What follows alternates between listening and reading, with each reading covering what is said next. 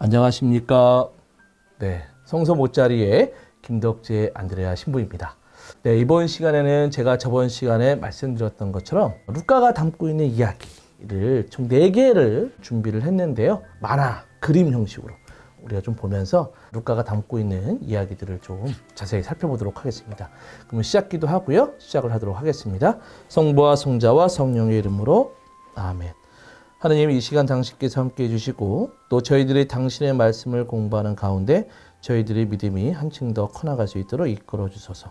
하늘에 계신 우리 아버지, 아버지의 이름이 거룩히 빛나시며 아버지의 나라가 오시며 아버지의 뜻이 하늘에서와 같이 땅에서도 이루어지소서. 오늘 저희에게 일용할 양식을 주시고 저희에게 잘못한 일을 저희가 용서하오니 저희 죄를 용서하시고 저희를 유혹에 빠지지 않게 하시고 악에서 구하소서. 아멘. 성부와 성자와 성령의 이름으로 아멘. 루카의 어떤 문학적 특기는 이야기입니다. 제가 말씀드렸던 것처럼 예수님의 부활과 승천 이후 사도들의 행적을 담아놓은 사도행전을 작성했을 뿐만 아니라 루카 복음서에서는 착한 사마리아인의 비유라든지 또 탕자의 비유라고 알고 있는 되찾은 아들의 비유 이야기, 또 예수님과 함께 십자가에 매달린 강도들의 이야기 등 많은 이야기가 수록되어 있습니다. 그 중에서 우리는 4개의 이야기를 살펴볼 것입니다. 루카는 이 이야기를 통해 무엇을 전달해 주고자 했는지 알아보도록 하겠습니다. 자, 첫 번째 이야기입니다.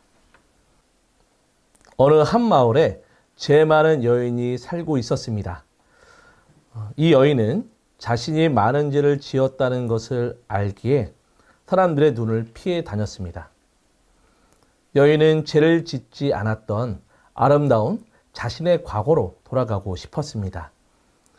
그렇지만 사람들은 여인의 죄를 용서해 주기보다는 비난하였고 손가락질을 하였습니다. 그러나 여인은 죄를 용서받고 싶었고 다시 사랑받고 싶었습니다. 어느 날 여인은 예수님의 소문을 듣게 됩니다. 그분은 죄인들과 식사도 함께 하시면서 그들을 용서해 주시고 그들이 새로운 삶을 살아가도록 좋은 말씀을 해 주신다는 겁니다. 여인도 예수님을 만나 뵙고 싶었고 죄를 용서받고 싶었습니다. 그러던 어느 하루 여인에게 하나의 기쁜 소식이 들려왔습니다. 예수님이 자신의 동네에 오신다는 겁니다. 여인은 예수님을 만나고 싶었습니다. 그런데 예수님은 바리사이 집에 초청을 받으셨다는 겁니다.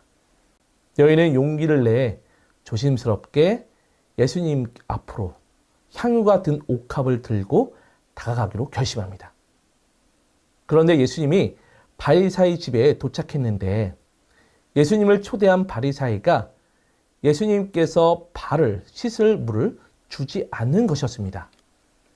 여인은 이때 예수님의 발을 씻어드리기로 결심합니다. 자신의 회개의 눈물로 말입니다. 예수님을 초대한 바리사이 시몬은 어느 한 여인이 예수님께 엎드려 다가와 눈물로 예수님의 발을 적시더니 자기 머리카락으로 발을 닦고 예수님 발에 입을 맞추며 향유를 부어드리는 모습을 보게 됩니다. 바리사이는 그 여인을 알아차렸습니다. 그 여인은 한때 동네에서 행실이 좋지 못한 여인이었습니다. 많은 남자와 잠자리를 했을 뿐만 아니라 돈도 엄청나게 밝히던 여인이었고 우상 숭배도 서슴지 않던 여인이었습니다. 이때 예수님은 당신을 이상하게 보는 시몬의 눈빛을 알아차리십니다. 그러면서 예수님은 시몬을 부르십니다. 시몬아, 너에게 할 말이 있다. 시몬은 응답합니다. 스님, 말씀하십시오. 예수님은 하나의 이야기를 들려줍니다. 어떤 채권자에게 채무자가 둘이 있었다. 한 사람은 5억 원을 빚졌고 다른 사람은 500만 원을 빚졌다. 둘 다 갚을 길이 없으므로 채권자는 그들에게 빛을 탕감해 주었다. 그러면 그들 가운데 누가 그 채권자를 더 사랑하겠느냐? 시몬은 대답합니다. 더 많이 탕감을 받은 사람이라고 생각합니다, 주님. 예수님께서 옳게 판단하였다 라고 말씀하십니다. 그리고 예수님은 당신의 발을 눈물로 닦고 있는 여인을 보시면서 말씀하십니다. 이 여자를 보아라. 내가 내 집에 들어왔을 때 너는 나에게 발 씻을 물도 주지 않았다.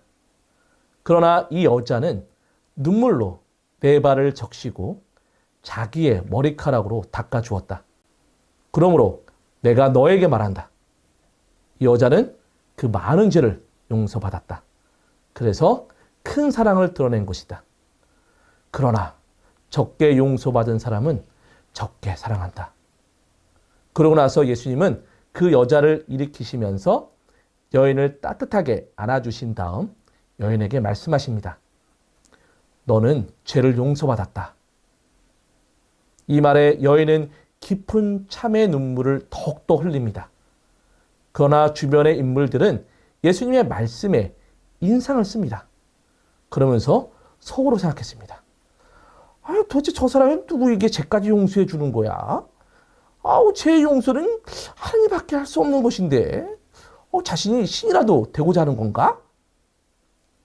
그러나 여인은 예수님께서 하신 죄를 용서받았다는 말에 너무나도 기뻤습니다. 이제 여인은 새 삶을 살겠다는 결심과 다시는 죄를 짓지 않겠다고 선언합니다. 이에 예수님은 내 믿음이 너를 구원하였다. 평안히 가거라 하시며 여인을 돌려보내십니다. 예수님에게는 두 모습이 비쳤습니다. 한쪽은 죄 용서의 기쁨의 얼굴로 돌아가지만 한쪽은 오히려 불쾌감을 드러냅니다. 과연 이들 중 진정으로 하나님을 사랑하는 사람은 누구일까요?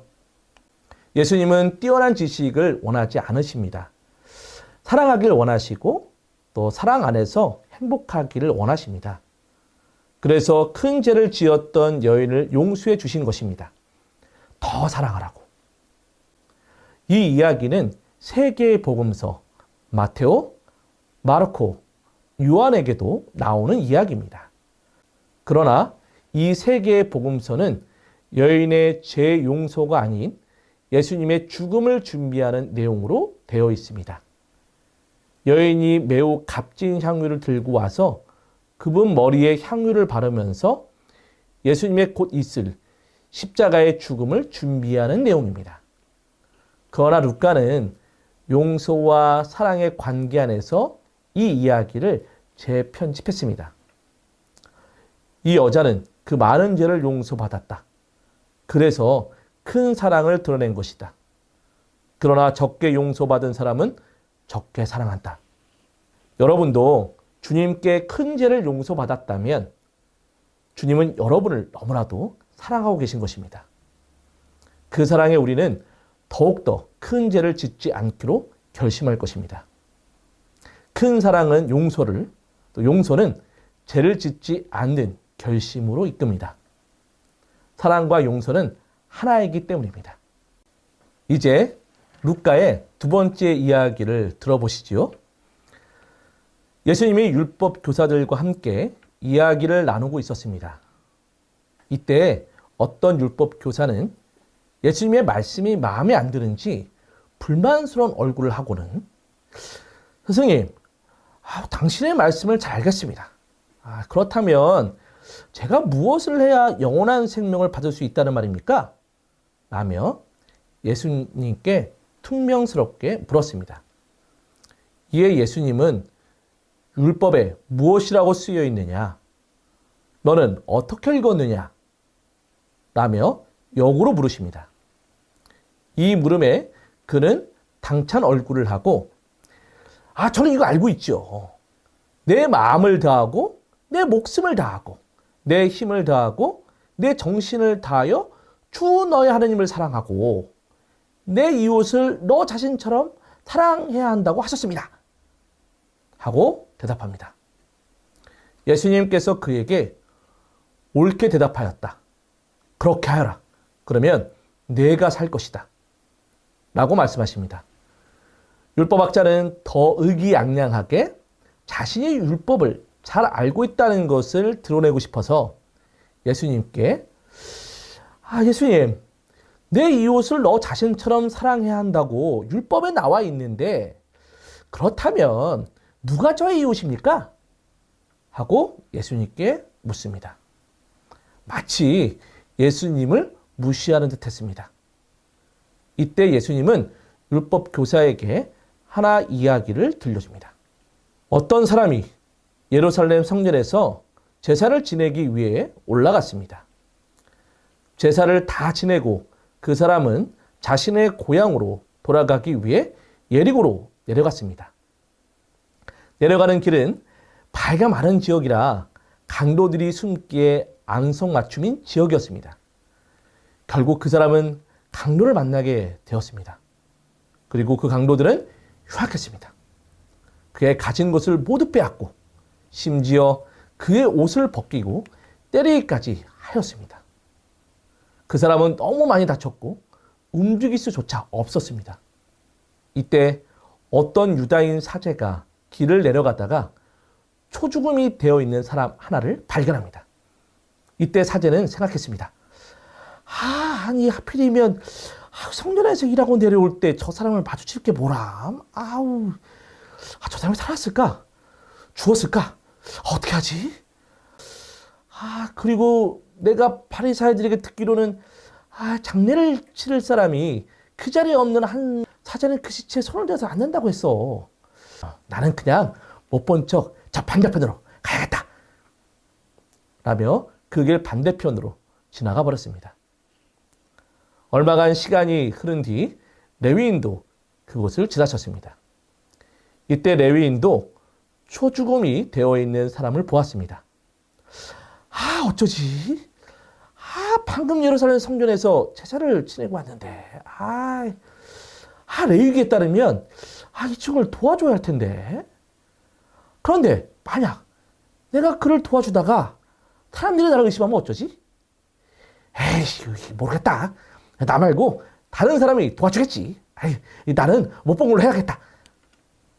그리고 그 레위인도 길 반대쪽으로 지나가 버렸습니다.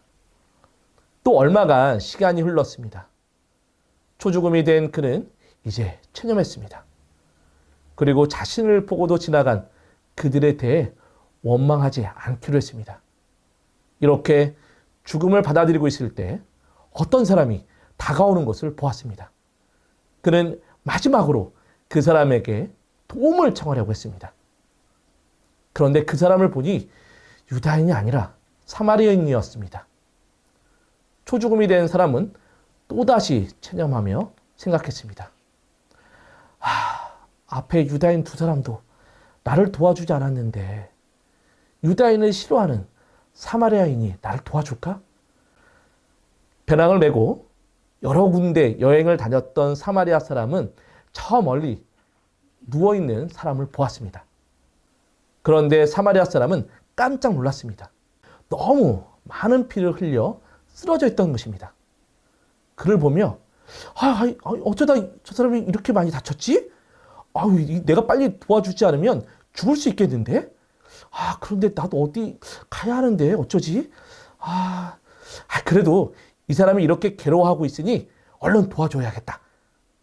라며 그 사람을 일으켜 세웠습니다. 죽으면 안 돼요. 힘내세요. 제가 도와줄게요.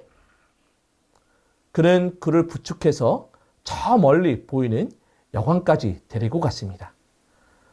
마침 여관 주인이 나와 있었고 사마리아 사람은 여관 주인에게 이 사람을 맡기며 이렇게 이야기합니다. 저 사람을 잘 좀 돌봐주세요. 비용이 들면 제가 돌아와서 다 갚아드리겠습니다. 이야기를 마친 예수님은 당당함을 드러낸 율법 교사에게 너는 이 세 사람 가운데에서 누가 강도를 만난 사람에게 이웃이 되어 주었다고 생각하느냐? 하고 물으셨습니다. 이때 율법 교사는 그에게 자비를 베푼 사람입니다. 하고 대답하였고 예수님께서 그에게 가서 너도 그렇게 하여라 라고 말씀하셨습니다. 율법교사의 얼굴에는 아까의 당당함은 사라지고 난감한 표정을 지으면서 아무 말도 못하고 그 자리를 떠나갔습니다. 이야기를 잘 들으셨나요? 사제와 레위인은 같은 민족이었지만 그 사람의 이웃이 되지 못했습니다. 오히려 다른 민족이지만 가엾은 마음, 측은지심의 마음이 사마리아 사람과 초죽음이 된 사람을 서로 이웃으로 연결해주고 있습니다. 내 이웃일까? 아닐까? 라는 머릿속 생각은 우리에게 중요하지 않습니다. 나 아닌 다른 사람에 대한 가엾은 마음. 이 마음이 진정한 이웃이 되도록 만들어줍니다. 여러분은 내 주변 사람들에게 진정한 이웃인가요? 내 이웃을 먼저 찾기에 앞서서 내가 먼저 진정한 이웃의 마음을 가졌으면 또 가졌는지 생각해 보셨으면 좋겠습니다. 그리고 진정한 이웃은 바로 자비를 베푼 사람이라는 예수님의 말씀을 잘 기억할 수 있었으면 좋겠습니다. 루카의 세 번째 이야기입니다. 예수님이 어느 마을에 갔습니다.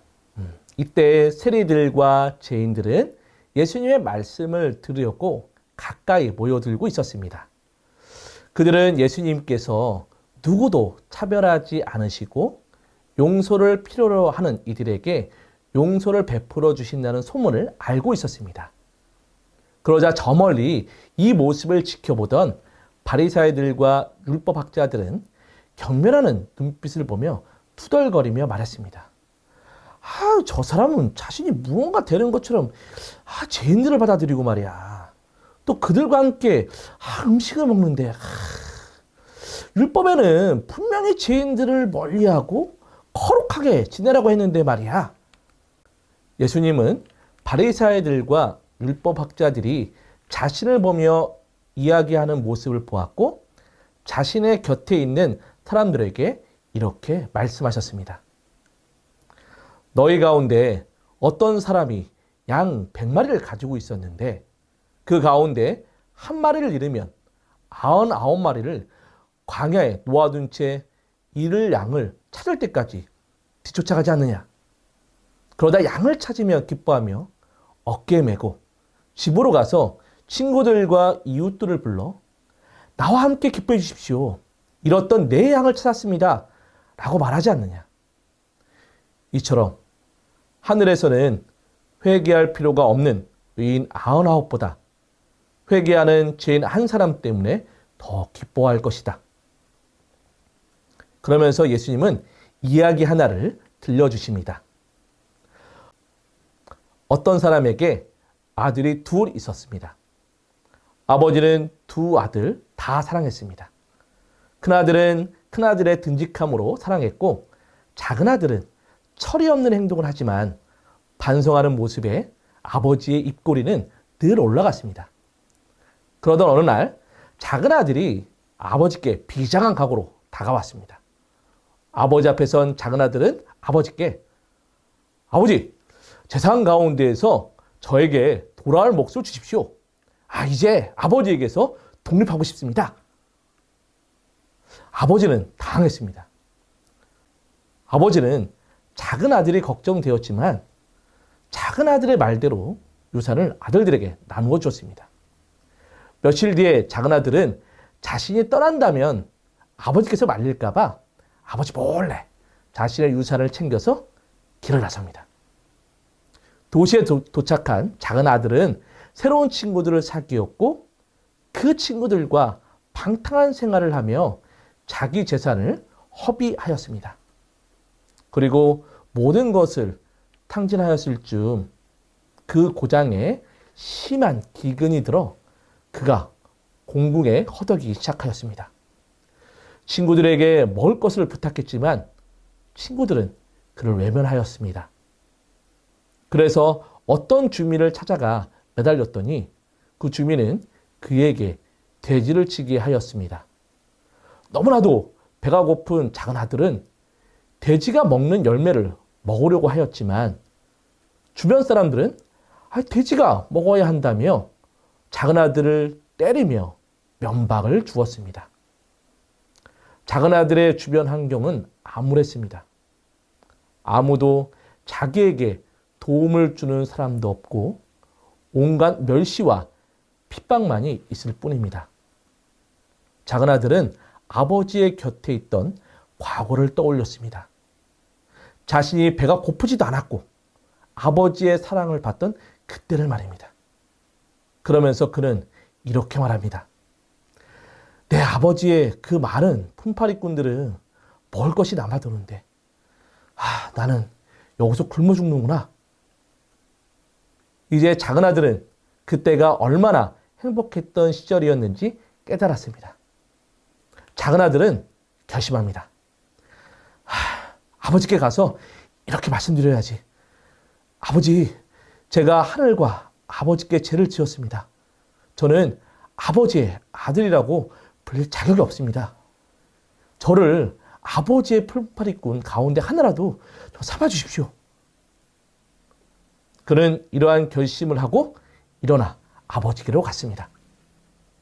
아버지는 작은 아들이 자신 몰래 떠난 날부터 집 앞에 아들이 돌아오기만을 기다렸습니다. 그러던 어느 날 아버지의 눈에 저 멀리 옷은 허름하지만 작은 아들과 같은 이가 걸어오는 것을 보았습니다. 점점 가까워질수록 옷은 허름하지만 분명 작은 아들이었습니다. 아버지는 이런 아들의 모습에 가엾은 마음이 들어 달려가 아들의 몫을 껴안고 이마에 입을 맞추었습니다. 작은 아들은 눈물을 흘리며 아버지께 말했습니다. 아버지, 제가 하늘과 아버지께 죄를 지었습니다. 저는 아버지의 아들이라고 불릴 자격이 없습니다. 그러나 아버지는 아들에게 이러던 네 아들을 찾았구나. 잘했다 아들아. 라고 말하며 자신의 하인들을 소리치며 불렀습니다. 하인들아, 어서 가장 좋은 옷을 가져다 그에게 입히고 손에 반지를 끼우고 발에 신발을 신겨주어라. 그리고 살찐 송아지를 끌어다가 잡아라. 먹고 즐기자. 나 아들이 죽었다가 다시 살아났고 내가 잃었다가 도로 찾았다. 그리하여 즐거운 잔치가 벌어지기 시작했습니다. 이때 큰아들은 들에 나가 일을 마치고 돌아오고 있었습니다. 집안에서 즐거운 노랫소리와 맛있는 음식 냄새가 나는 것을 보고는 하인 하나를 불러 물었습니다. 하인은 큰 아들에게 기쁜 표정을 지으면서 아우님 오셨습니다. 아우님이 몸성이 돌아오셨다고 하여 아버님이 살찐 송아지를 잡으셨습니다. 라고 말했습니다. 큰아들은 화가 많이 났습니다. 그래서 그는 잔치를 거들떠 보지도 않고 자기 집 안으로 들어가 버렸습니다. 이런 큰아들의 모습을 보고 아버지는 큰아들에게 갔습니다. 큰아들은 아버지에게 보십시오. 저는 여러 해 동안 종처럼 아버지를 섬기며 아버지의 명을 한 번도 어기지 않았습니다. 이러한 저에게 아버지는 친구들과 즐기라고 염소 한 마리 주신 적이 없으셨습니다. 그런데 창녀들과 어울려서 아버지의 가산을 들어먹은 처아들이 오니까 살찐 송아지를 잡아주시더군요. 어떻게 이럴 수 있으십니까? 아버지는 큰 아들을 타이르며 이렇게 말했습니다. 얘야, 너는 늘 나와 함께 있지 않느냐. 내 것이 다 내 것이다. 너의 저 아우는 죽었다가 다시 살아났고 내가 잃었다가 되찾았다. 그러니 즐기고 기뻐해야 한다. 잃었던 내 아들과 아우를 되찾았으니 말이다. 이야기를 잘 들으셨나요? 하늘에서는 회개할 필요가 없는 의인 99보다 회개하는 죄인 한 사람 때문에 더 기뻐하십니다. 집 나간 작은 아들을 문 밖에서 기다리는 아버지처럼 말입니다. 그러나 이런 아버지의 사랑과 자비를 이해하지 못한다면 큰아들과 같이 불평불만을 드러놓을 수 있겠습니다. 정리하자면 하나님은 모든 이들을 사랑하시고 우리 하나하나가 회개해서 주님께 돌아오기를 애타게 기다리십니다. 혹시라도 나의 잘못을 하나님이 용서해 주실까? 이런 걱정이 된다면 작은 아들을 애타게 기다리는 아버지의 마음을 기억하셨으면 합니다. 그분은 우리가 언제든지 우리 자신의 실수를 고백하고 회개하여 돌아오기만을 바라십니다. 또한 주님의 사랑과 자비는 나만의 사랑과 자비가 아닙니다. 주님께서는 악인에게나 선인에게나 당신의 해가 떠오르게 하시고 또 의로운 이에게나 불의한 이에게나 비를 내려주시듯 모든 이에게 사랑과 자비가 주어집니다. 그래서 누가 주님의 사랑과 자비를 받았는지는 중요하지 않습니다. 오히려 누구가 아니라 내가 과연 주님의 사랑과 자비를 받아들이고 회개를 했는지가 중요할 따름입니다. 루카의 네 번째 이야기입니다. 두 사람이 예루살렘에서 12km 떨어진 엠마오라는 마을로 가고 있었습니다. 두 사람은 예수님이 얼마나 유명했고 예루살렘 입성 때 사람들이 예수님을 얼마나 환호했는지를 이야기하면서 이 환호성이 또 예수님을 십자가의 죽음으로 몰고 간 사실에 관해서 이야기했습니다. 그리고 두 사람은 서로 이상한 소문에 대해서 들었냐며 물었습니다. 야, 너 예수님 시체가 없어졌다는 소문 들었어? 다른 사람은 야, 그뿐만이 아니야. 여인들이 그분께서 살아계신다고 말하고 다니던데? 그러면서 예수님에 관한 이야기를 서로 나누었습니다. 이렇게 이야기하고 토론하는데 바로 그때 예수님께서 가까이 가시어 그들과 함께 걸으셨습니다. 그러나 그들은 눈이 가려 그분을 알아보지 못하였습니다. 예수님께서 그들에게 물으셨습니다. 이보게 서로 걸어가면서 무슨 말을 주고받고 있는가? 그들은 멈추어 서서 예수님을 바라보며 침통한 표정을 지었습니다. 그들 가운데 한 사람 클레오파스라는 이가 예수님께 말했습니다. 아니, 예루살렘에 머물면서 이 며칠 동안 그곳에 일어난 일을 혼자만 모른다는 말입니까? 예수님이 무슨 일이 있었는가? 하시자 그들은 그분께 말하였습니다. 나자렛 사람 예수님에 관한 일입니다. 그분은 하나님과 온 백성 앞에서 행동과 말씀에 힘 있는 예언자였습니다. 그런데 우리 수석 사회들과 지도자들이 그분을 넘겨 사형 선고를 받아 십자가 못 박히게 하였습니다. 우리는 그분이야말로 이스라엘을 해방시키실 분이라고 기대하였습니다. 그 일이 일어난 지도 벌써 나흘째나 됩니다. 그런데 우리 가운데 몇몇 여자가 우리를 깜짝 놀라게 하였습니다. 그들이 새벽에 무덤에 갔다가 그분의 시신을 찾지 못하고 돌아와서 하는 말이 세상천지에 천사들의 발현까지 보았는데 그분께서 살아계시다고 천사들이 일러주더랍니다.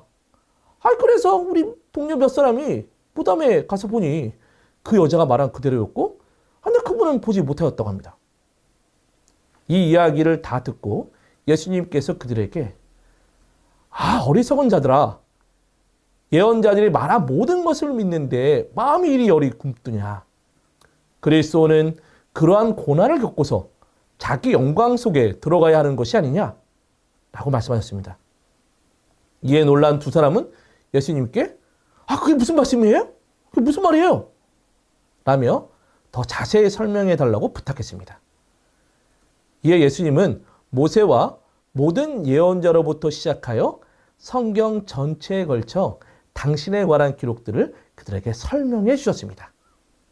그들은 예수님과 함께 걸으며 그 말씀을 경청했습니다.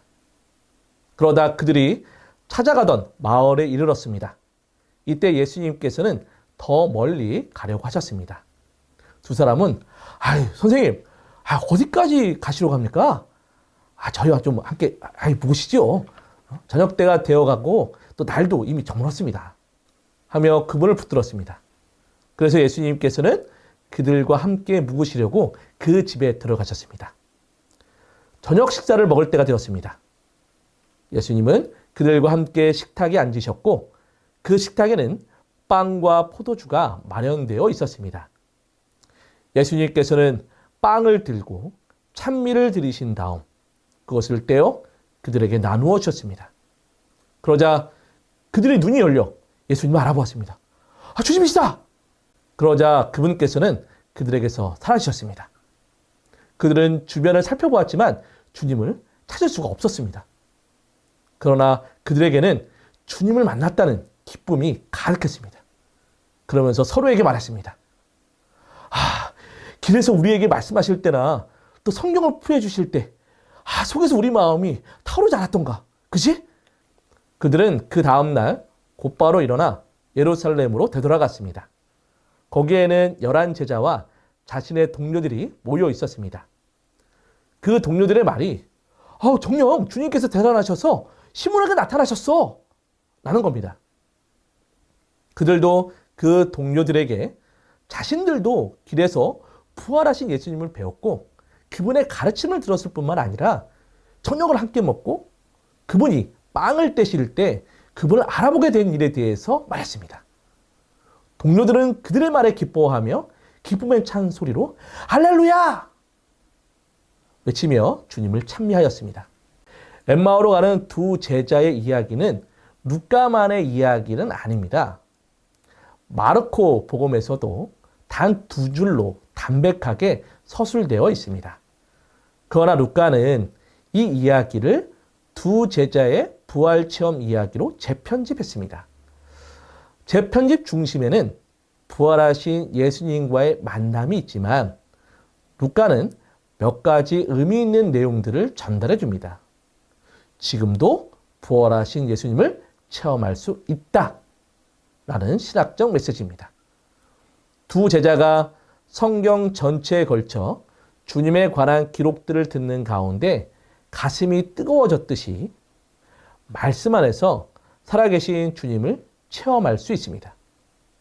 그리고 빵을 떼실 때 그분을 알아보게 된 것처럼 성찬례 안에서 그분의 몸을 모시는 게 살아계신 주님을 체험하는 것입니다.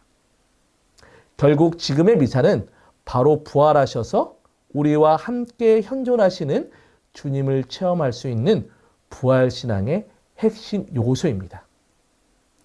예수님을 찾고 싶으십니까? 그렇다면 미사에 참여하셔서 살아계신 그리스도의 말씀을 듣고 그분의 몸인 성체를 모시십시오. 이것이 우리 그리스도인들의 믿음이며 신앙입니다. 루카의 이야기를 잘 들으셨나요? 여러분들에게 가장 마음에 들었던 루카 이야기는 어떤 것인가요? 다시 한번 여러분 마음을 움직였던 이야기를 한번 읽어보시면서 루카가 여러분에게 전해주고자 하는 또 기쁨의 메시지들을 잘 담으실 수 있었으면 좋겠습니다. 자, 그럼 마친 기도로 영광송 바치면서 이 시간 마치겠습니다. 성부와 성자와 성령의 이름으로 아멘. 하나님 감사합니다. 영광이 성부와 성자와 성령께 처음과 같이 이제와 항상 영원히 아멘. 성부와 성자와 성령의 이름으로 아멘. 다음 시간에 뵐게요. 구독과 좋아요, 알림 설정 부탁드려요.